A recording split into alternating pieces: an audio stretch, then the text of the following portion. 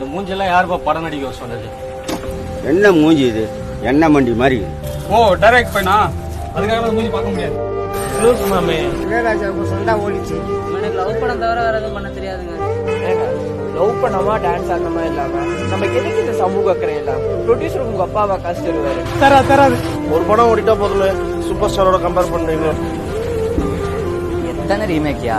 ஃபிளாப்பே தேரா தேர் flop 50வது படமும் ஃபிளாப்பா? அவ்வளவுதான் field out.